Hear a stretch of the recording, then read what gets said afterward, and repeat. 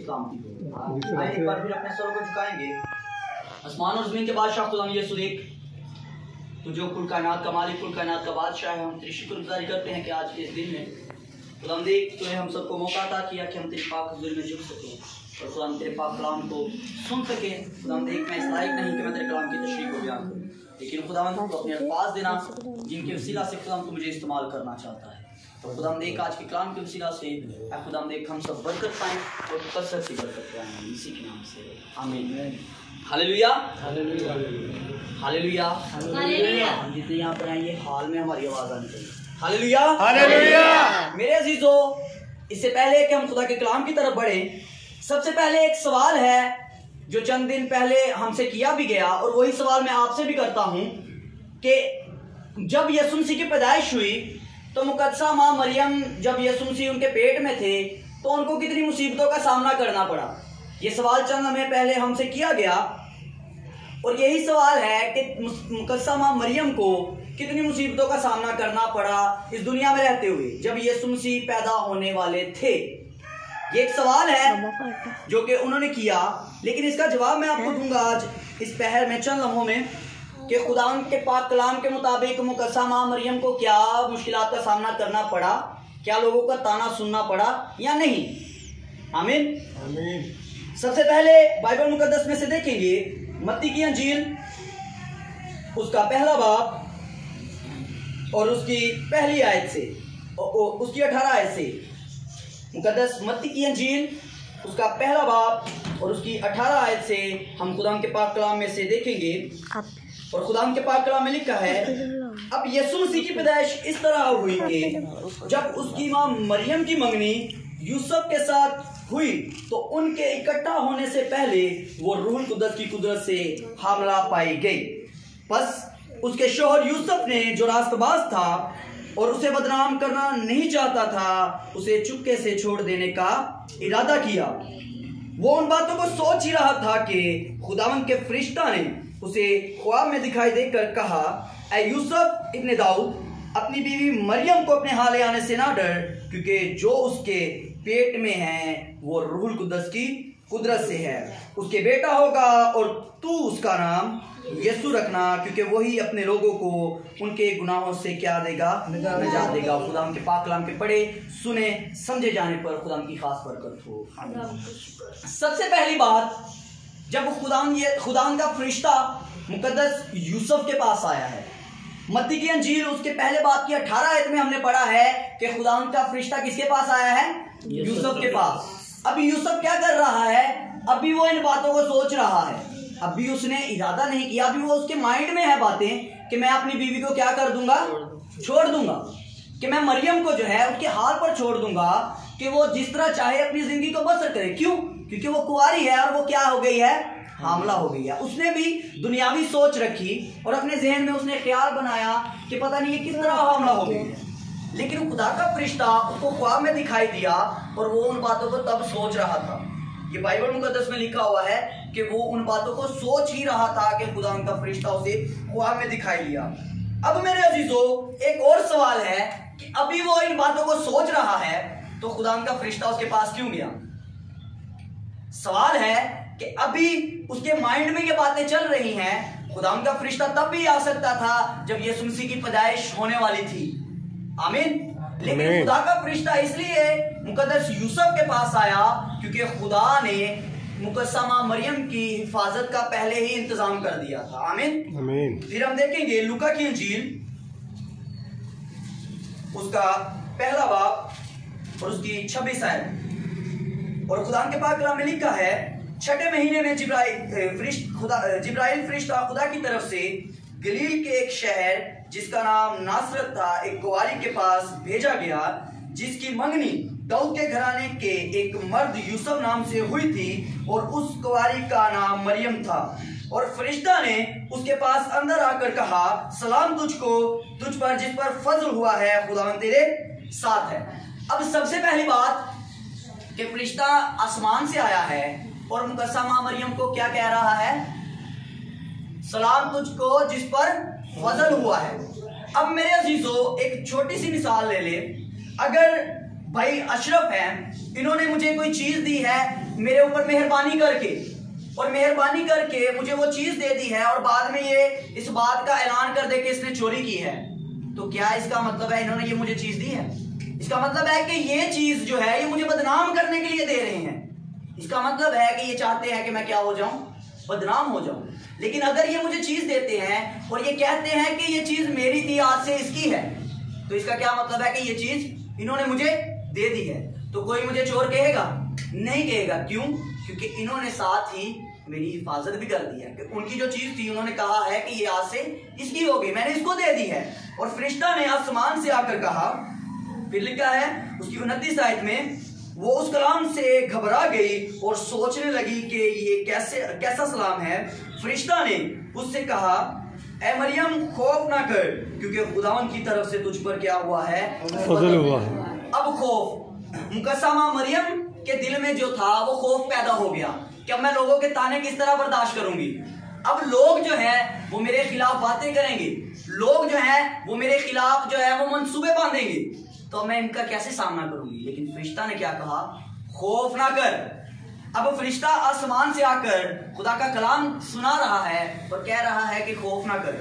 तो क्या वो कलाम जो फरिश्ता ने मुकस्समा मरियम के साथ किया, उस कलाम में वो कहता है कि खुदावंद की तरफ से तुझ पर क्या हुआ है, फजल हुआ है। और फिर आगे लिखा है, तू हामला होगी और तेरे बेटा होगा, और उसका नाम यीशु रखना, वो बुजुर्ग होगा और खुदा ताला का बेटा कहलाएगा, और खुदावंद खुदा उसके बाप दाऊद का तख्त उसे देगा, और वो याकूब के घराने पर अब तक बादशाही करेगा, और उसकी बादशाही का आखिर ना होगा।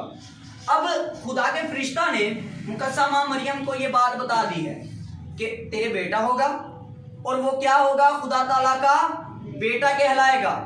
फरिश्ता ने इस बात को मेंशन भी कर दिया है कि वो किसका बेटा कहलाएगा, खुदा ताला का। मतलब कि मुकस्समा मरियम के जहन में जो सवाल उठ रहे थे, जो उनके माइंड में बातें थी कि मैं किस तरह लोगों के ताने बर्दाश्त करूंगी, किस तरह लोगों का सामना करूंगी, तो मेरे अजीजों खुदा के फरिश्ता ने उससे कहा कि खौफ ना कर। अब खुदा का फरिश्ता अगर ये कह रहा है कि खौफ ना कर, और खुदा ने अपना बेटा मुकस्समा मरियम को दिया है, तो मेरे अजीजों अब सोचने की बात यह है कि खुदा क्या मुकस्समा मरियम को जलील करने के लिए अपना इकलौता बेटा दिया यीशु? क्या मुकस्समा मरियम को इस दुनिया में खुदा ने जलील करने के लिए, कि लोगों की बातें सुनने के लिए अपना इकलौता बेटा दिया? नहीं, उसने अपना इकलौता बेटा दिया ताकि जो कोई उस पर ईमान लाए हलाक ना हो, बल्कि हमेशा की क्या पाए, जिंदगी पाए।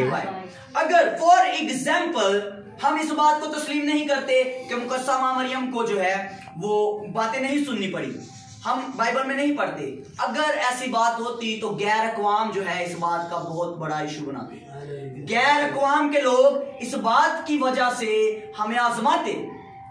अगर हमारी किताब में नहीं लिखा तो उनकी किताब में कोई ना कोई रेफरेंस मिलना था हमें कि मुकस्समा मरियम को बहुत सी बातें सुननी पड़ी, मुकस्समा मरियम को जो है वो बहुत से ताने सुनने पड़े। लेकिन नहीं, लिखा है कि वो कुल जहान की जितनी भी औरतें हैं उनमें क्या है, पाक है, मुबारक है, लिखा हुआ है। फिर मेरे अजीजों लिखा है, मरियम ने 34 आयत में, मरियम ने फरिश्ते से कहा, ये क्यों कर होगा जबकि मैं मर्द को जानती नहीं। अब उसने अपनी पाकीज़गी का जो है वो इकरार किया है कि मैं किसी मर्द को नहीं जानती। फिर उसके आगे लिखा है फरिश्ता ने 35 आयत में, और फरिश्ता ने जवाब में उससे कहा कि रूह कुद्दस तुझ पर नाजिल होगा और खुदा ताला की कुदरत तुझ पर साया डालेगी, और इस सबब से वो मौलूद मुकद्दस खुदा का बेटा कहलाएगा। अब खुदा की रूह अगर हमारे ऊपर हो, एक मिसाल है, अगर मेरे ऊपर खुदा की रूह है, मैं खुद रूहों को कह रहा हूं निकल जाए, और मेरे ही खिलाफ जो रूह खुदा ने मेरे इर्द गिर्द फरिश्तगान मेरे इर्द गिर्द किए हुए हैं, मैं खुदा के साथ मुखलिस चल रहा हूं, तो क्या मेरे अजीजों कोई भी शख्स मेरी पाकीज़गी पर कोई सवाल उठा सकता है? नहीं, उसकी जिम्मेदारी खुदा ने खुद ली है, क्योंकि खुदा की रूह कुद्दस की कुदरत से वो हामला हुई, और खुदा की रूह, खुदा ताला की रूह जो है उस पर क्या किया उसने, साया। साये का मतलब क्या है कि उसको कवर कर लिया, उसको ढांप लिया।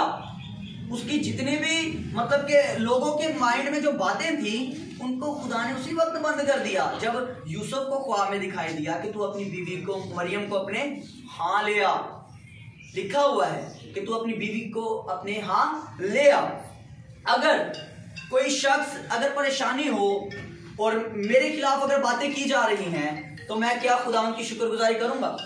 नहीं, मैं खुदा की शुक्रगुजारी का गीत कभी नहीं गाऊंगा अगर मेरे खिलाफ बातें की जा रही हो इस दुनिया में।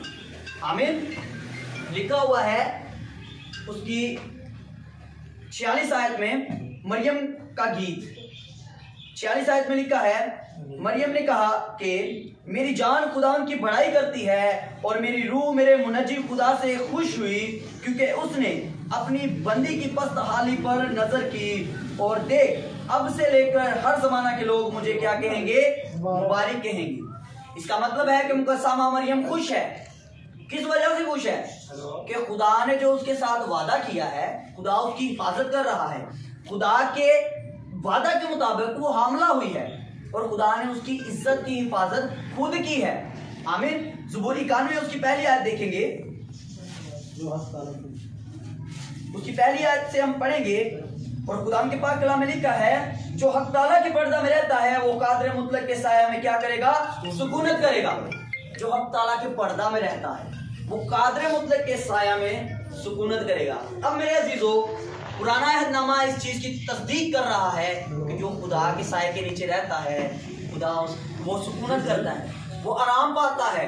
और अगर खुदा की रूह मुकस्समा मरियम को ढांपे हुए थी, खुदा का साया रूह कुदस साया डालकर मुकस्समा मरियम के साथ था, तो मेरे अजीजों वो सवाल जो लोग आज करते हैं, बाज़ औक़ात लोग सवाल करते हैं हमें नीचे गिराने के लिए कि ताकि हम ठोकर का बाइस बने मसीह के लिए। लेकिन मेरे अजीजों, कुछ ऐसे सवाल होते हैं जो हमारे नॉलेज के लिए भी होते हैं। समटाइम लोग हमसे सवाल करते हैं जिसका इस दुनिया में डिक्शनरी में कोई आंसर ही नहीं होता, लेकिन वो सवाल कर लेते हैं। उनका सवाल होता है, जी यीशु मसीह ने जो खोते से सवारी की थी, उस खोते की नस्ल की सी है। कोई सवाल नहीं है। सवाल हमेशा वो करें और उसका जवाब दें जहां पर आपको समझ आ रही है कि ये सवाल का जवाब देना मुनासिब है।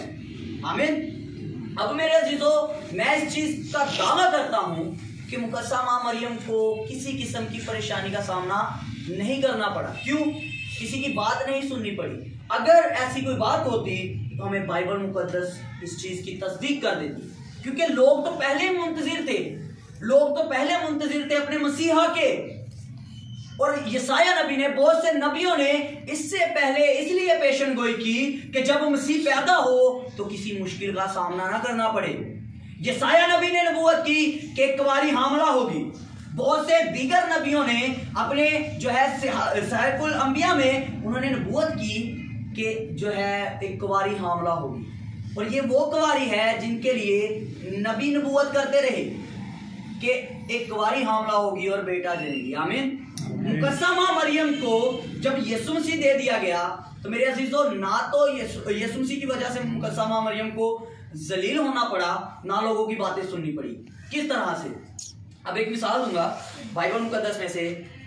सब लोग मनाते हैं पाम संडे, खुजूरात अतवार, सारे मनाते हैं। जब यीशु मसीह की शाहाना इस्तकबाल के लिए यीशु मसीह ने यरूशलेम में दाखिल होना था तो सबसे पहले यीशु मसीह ने अपने शागिर्दों से क्या कहा?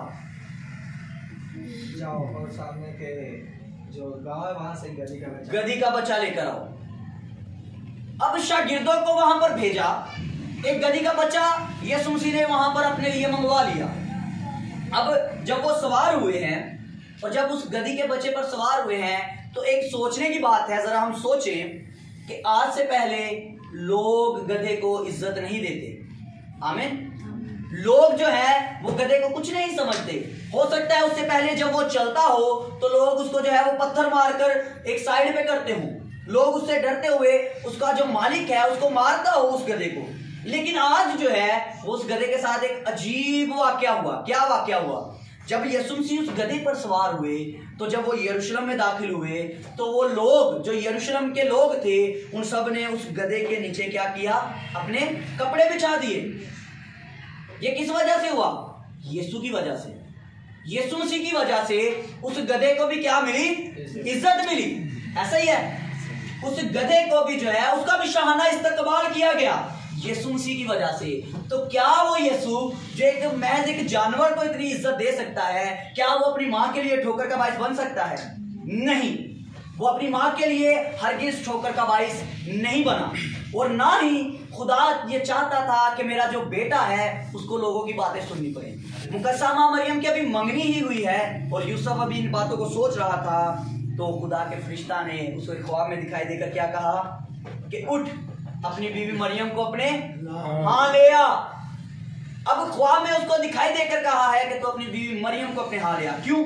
क्योंकि खुदा नहीं चाहता कि इसको लोगों की बातें सुननी पड़े, इसीलिए खुदा ने उसको पहले से ही आगाह कर दिया कि तू जा और अपनी बीवी मरियम को क्या कर, अपने यहाँ ले आ।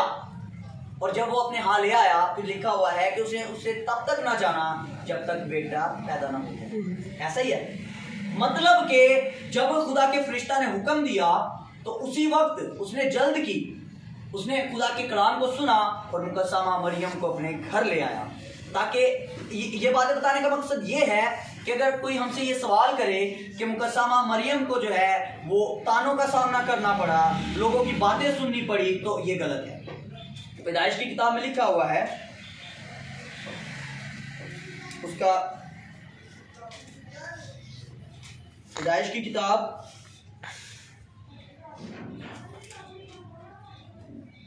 उसका तीसरा बाब और उसकी जो है 15 आयत से, और खुदा के पाक कलाम में लिखा है, और मैं तेरे और औरत के दरमियान और तेरी नस्ल और औरत के नस्ल के दरमियान क्या करूंगा, अदावत डालूंगा, और वो तेरे सर को कुचलेगा और तू उसकी एड़ी पर काटेगा। अब मेरे अजीजों, ये भी वादा खुदा ने हजारों साल पहले कर दिया कि मैं तेरे और औरत की नस्ल के दरमियान क्या डालूंगा, अदावत डालूंगा। ये कौन सी नस्ल है? मसीह के बारे में खुदा ने हजारों साल पहले ही नबूवत कर दी। जब इस दुनिया में गुनाह आया तो खुदा ने पहले ही उस गुनाह का इंतजाम कर दिया। खुदा जो है अगर सजा देता है तो उस सजा का पहले इंतजाम करता है। इससे पहले कि बनी नौ इंसान पैदा होते, मजीद गुनाह लोगों में ट्रांसफर होता, खुदा ने उसका तमाम जो है वो सिस्टम पहले ही कर दिया कि मैं तेरे और औरत की नस्ल में के दरमियान क्या डालूंगा, अदावत डालूंगा। और मेरे अजीजों, इसी तरह जब मुकद्दसा माँ मरियम को मसीह यीशु दे दिया गया तो उनकी हिफाजत का काम भी खुदा ने पहले ही कर दिया कि उसके मंगेतर को जो यूसुफ था उसको कह दिया कि जा अपनी बीवी मरियम को अपने हाँ ले आ। क्यों ले आ? ताकि लोग उसको बातें ना करें, ताकि लोग उसको जो है वो जलील ना करें, ताकि लोगों की उसको बातें ना सुननी पड़े। क्योंकि उस वक्त का एक असूल था कि जो इस तरह का कोई जुर्म करता था उसको क्या किया जाता था, संसार कर दिया जाता था। तो मेरे अजीजों, मुकद्दसा माँ मरियम की हिफाजत का किसने जिम्मा लिया? खुदा ने। किस वजह से हमें प्रूफ मिलता है कि खुदा ने अपना एक फरिश्ता भेजा यूसुफ के पास ख्वाब में, और फिर मुकद्दसा माँ मरियम के पास खुदा ने एक फरिश्ता भेजा, और उन फरिश्तों ने, उस फरिश्ते ने उनको क्या दी? खुशखबरी दी। आज मेरे अजीजों, इस बात का जो है मैं कहना चाहता हूँ कि मुकद्दसा माँ मरियम को जो है वो किसी किस्म की भी शर्मिंदगी का सामना नहीं करना पड़ा। आमीन। और जिस तरह खुदा यीशु मसीह इस दुनिया में आने को थे तो लोगों को पहले से पता था कि जो है वो मसीह इसके पेट में है। किस तरह से? जब मुकद्दसा माँ मरियम अपनी रिश्तेदार किसके घर गई? अलिशबा के घर। तो मुकद्दसा माँ मरियम ने क्या उसको जाकर बताया कि खुदा का फरिश्ता मेरे पास आया और खुदा के फरिश्ता ने मेरे साथ कलाम किया? नहीं, उसने जाकर कहा कि सलाम। और आगे से क्या जवाब आया? इस पे फजल हुआ है, तू मुबारक है और मुबारक है तेरे पेट का फल। इसका मतलब है कि जब खुदा हमारे लिए कोई प्लान बनाता है तो खुदा लोगों के माइंड को भी तैयार कर देता है उसके लिए। खुदा जो है वो कभी भी हमें तन्हा नहीं छोड़ता। जिस तरह हम अगर सवाल किया गया है कि मुकद्दसा माँ मरियम को कितने ताने सुनने पड़े, कितनी बातें सुननी पड़ी, तो ये गलत है। अगर ये बात है तो फिर हमें प्रूफ दिया जाए कि मुकद्दसा माँ मरियम को इस बात की वजह से ताने सुनने पड़े, इस बात की वजह से जो है यहाँ पर लिखा हुआ है कि वो जलील हुई, लोगों ने उसके खिलाफ बातें की, तो फिर हमें प्रूफ चाहिए। अगर प्रूफ नहीं है तो बाइबल मुकद्दस इस चीज की वजाहत करती है कि मुकद्दमा मरियम खुश थी कि उसने क्या किया है, बरकत को हासिल किया है, क्योंकि खुदा का फजल मुकद्दमा मरियम पर हुआ। आमीन। और अगर खुदा फजल करता है तो वो कभी भी हमें शर्मिंदगी नहीं देता। उसका फजल जो है वो मुकद्दस पालूस कहता है कि तेरा फजल ही मेरे लिए काफी है। जब एक शख्स एक खुदा का सूरमा कह रहा है कि तेरा फजल मेरे लिए काफी है, वो मसीह का पैरोकार था, और वो कह रहा है कि तेरा फजल मेरे लिए काफी है। और अब मेरे अजीजों जरा सोचे, जो फजल मुकद्दमा मरियम पर हुआ है वही फजल उसके लिए काफी था। उसको लोगों की बातें नहीं सुननी पड़ी, बल्कि खुदा ने उन लोगों को जो है वो उसके वसीला से क्या की, बरकत दी। और पूरी दुनिया में मुकद्दमा मरियम की वजह से आज भी उस मुकद्दमा मरियम को मुबारक कहा जाता है। आज भी उनको जो है वो इज्जत दी जाती है। किस वजह से? कि यीशु मसीह उनसे पैदा हुई। आमीन। और जिस जगह पर यीशु आ जाता है वहां पर शर्मिंदगी नहीं होती। जहाँ पर यीशु होता है वहाँ पर जो है वो जलालत नहीं होती।